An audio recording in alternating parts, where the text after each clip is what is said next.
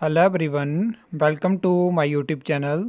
इस वीडियो में हम बात करने वाले हैं हिमाचल प्रदेश राज्य चयन आयोग के बारे में।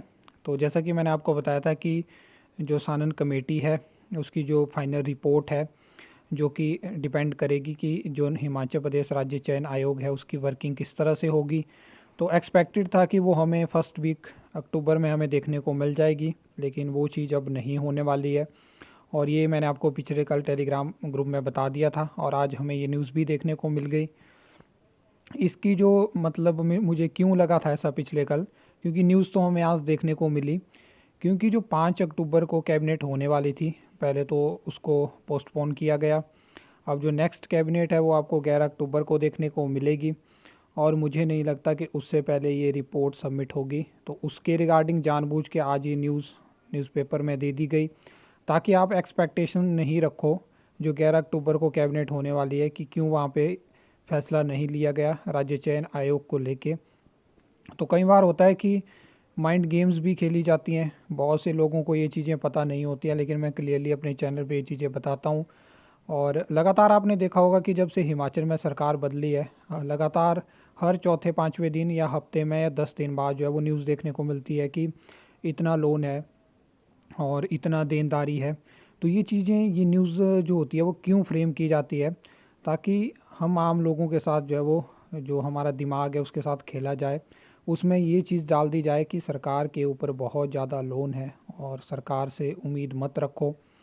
कल मैंने एक कम्युनिटी पोस्ट डाली थी जिसमें मैंने आपको बताया था कि बैच वाइज भर्ती ही अब फ्यूचर है। इसका रीज़न क्या है कि बैच वाइज भर्तियाँ आपको लगातार मतलब जब से इलेक्शन हुआ उसके बाद टीचर्स की बैच वाइज भर्तियाँ आपको लगातार देखने को मिली। लेकिन टेस्ट के माध्यम से जो भर्तियां हैं, अब उसमें आप देख सकते हो कि कितना कॉम्प्लेक्स सिस्टम हो गया। अब आपने Himachal Pradesh public service commission के नए रूल्स देखे जहाँ पे सेकंड पेपर उन्होंने 2 पेपर कर दिए, सेकंड पेपर डिस्क्रिप्टिव कर दिया। जबकि आपने देखा कि एसएससी सेकंड पेपर ऑब्जेक्टिव करने को देख रहा है और यहाँ पे डिस्क्रिप्टिव पेपर हो रहा है। कहने का मतलब होता है कि इसमें क्या होगा कि जो चीटिंग वगैरह है या जो लीक के केसेस हैं वो हमें ऑब्जेक्टिव में ज़्यादा देखने को मिलते हैं। लेकिन जब सब्जेक्टिव पेपर होगा उसमें 4 या 5 या 7 क्वेश्चन होंगे तो वो ज़्यादा इजीली लीक होंगे या ऑब्जेक्टिव पेपर जल्दी लीक होगा। इसके बाद हम बात कर लेते हैं सानन कमेटी पे। तो यहाँ पे क्या हुआ है कि जो कमेटी थी उनको कंसल्टेंट चाहिए था और उनको वो चीज़ नहीं मिल पाई है। तो उस वजह से जो रिपोर्ट है वो टाइमली सबमिट नहीं हो पाएगी। तो ये चीज़ें आप देख सकते हो, जानबूझ के इस तरह की जो कमेटी की रिक्वेस्ट है ना उसको एक्सेप्ट किया गया ना ही वो रिजेक्ट की गई। मतलब वही काम है कि लटकाने वाला काम है।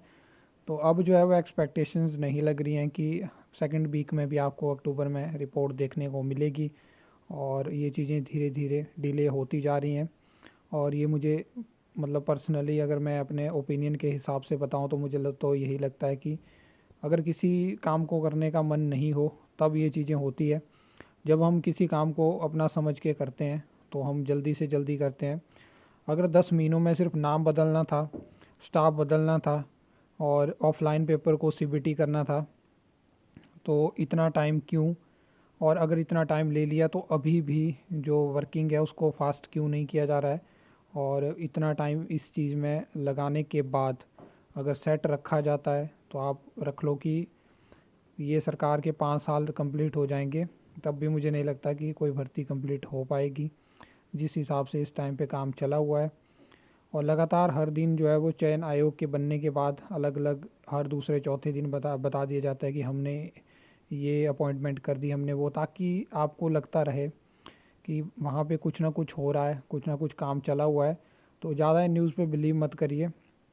रियलिटी यही है कि अभी जो है वो कमेटी की रिपोर्ट ही तैयार नहीं है। और अगर इनको इतना ही टाइम लगाना था, कमेटी मतलब एक्सपीरियंस पर्सन वहाँ पे रखे हुए हैं, और अगर वो एक मतलब क्या अब इस चीज़ में मैं बोल सकता हूँ, अगर चयन आयोग के जो रूल्स हैं अगर उनको कंसल्टेंट चाहिए था तो किस तरह से वो चीज़ों को कर सकते थे। या कुछ जो फर्दर अभी मतलब कि कुछ ना कुछ जो नोटिफिकेशंस हैं वो जारी कर सकते थे, जैसे कि सिलेबस को लेके या कुछ और जो वर्किंग रहेगी, जो ऑर्गेनाइजेशन सेटअप रहेगा। तो उन्होंने सारी चीज़ों को होल्ड कर दिया और अब वो कोई भी चीज़ फ़िलहाल आपको देखने को नहीं मिलेगी। आई होप आपको ये वीडियो अच्छी लगी होगी, इन्फॉर्मेटिव लगी होगी। तो वीडियो को लाइक कमेंट शेयर कर सकते हो, चैनल को सब्सक्राइब कर सकते हो फर्दर न्यू अपडेट्स के लिए।